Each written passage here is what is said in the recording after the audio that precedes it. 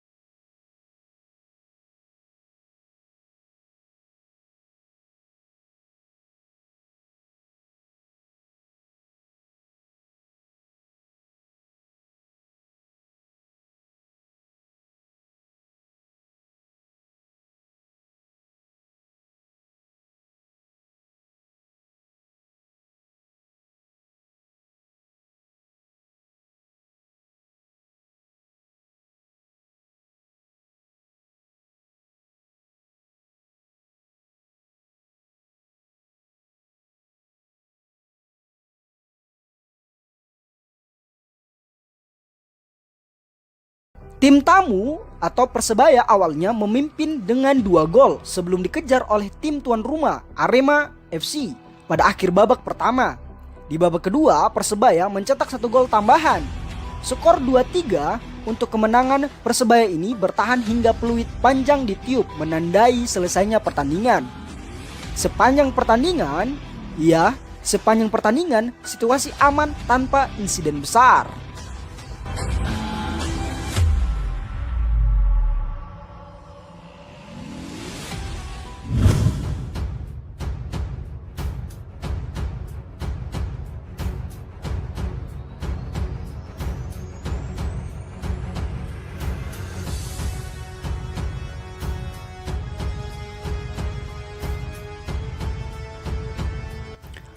Menurut versi polisi, kejadian diawali dengan Aremania turun ke lapangan dan menyerang pemain Arema FC yang berjalan masuk menuju kamar ganti pemain usai pertandingan.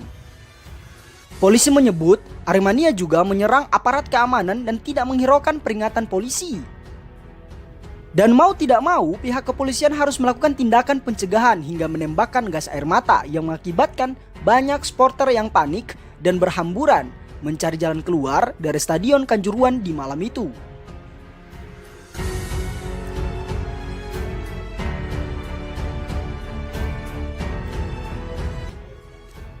Berbeda dengan versi polisi, hasil temuan Komnas HAM mengungkapkan tidak ada penyerangan yang dilakukan oleh supporter ke pemain Arema. Pada awalnya, Aremania yang turun ke lapangan hanya menyapa pemain seusai laga serta menyampaikan kritik dan semangat untuk pemain Arema, dan terlihat dari video yang beredar juga ada pula supporter yang memeluk dan mengungkapkan kekecewaan serta kesedihannya kepada beberapa pemain tanpa menunjukkan tanda-tanda akan ada penyerangan kepada tim Persebaya maupun tim Arema FC. Yang pada awalnya ada 1-3 orang yang turun ke lapangan, kemudian banyak supporter yang ikut turun ke lapangan. Karena massa yang semakin banyak menerobos masuk ke lapangan, pihak polisi dan TNI akhirnya melakukan tindakan pengamanan dan mencoba menghalau serta membubarkan massa. Terlihat pula di banyak video amatir yang beredar, sempat ada tindakan pemukulan hingga penganiayaan dari pihak keamanan kepada supporter yang turun di lapangan waktu itu. Akhirnya pihak keamanan menembakkan gas air mata ke tribun penonton. Karena aksi tersebut, kepanikan penonton pun semakin bertambah. Karena penonton berlarian menyelamatkan diri, banyak dari mereka yang terinjak-injak dan berdesak-desakan. Menurut Kapolda Jawa Timur, Irjen Pol Niko Afinta, penonton yang terpusat arah larinya ke satu pintu keluar menyebabkan kekurangan oksigen. Setelah kerusuhan tersebut, lobi pemain dan ruang ganti digunakan sebagai pos evakuasi sementara. Pemain Arema dan pihak keamanan membantu evakuasi korban yang masih di stadion. Kemudian dibawa ke rumah sakit menggunakan ambulans dan truk TNI.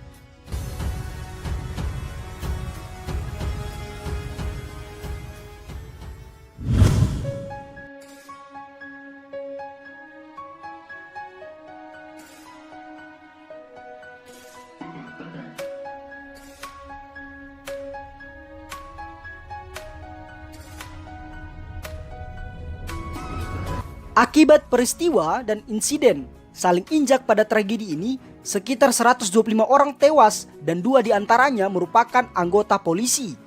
Sampai video ini dibuat juga, ada sekitar 189 korban yang sudah dikonfirmasi dan ada beberapa korban yang tidak memiliki identitas. Angka itu akan naik karena sebagian kondisi korban semakin memburuk. Pemerintah Malang membayar perawatan medis korban. Menurut Kapolda Jawa Timur Irjen Pol Niko Afinta, ada sekitar 34 orang tewas di stadion, sementara sisanya tewas di rumah sakit. Selain itu, sekitar 180 orang mendapatkan perawatan di sejumlah rumah sakit seperti RS Wafa Husada, RSK Teja Husada, RSUD DR Syaiful Anwar, dan RSUD Kanjuruhan.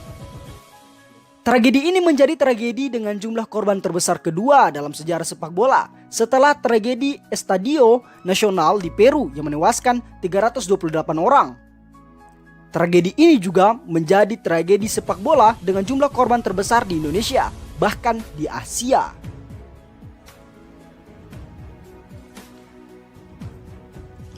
Akibat peristiwa ini, Laga 1 musim 2022 sampai 2023 dihentikan selama 1 pekan oleh PT Liga Indonesia Baru.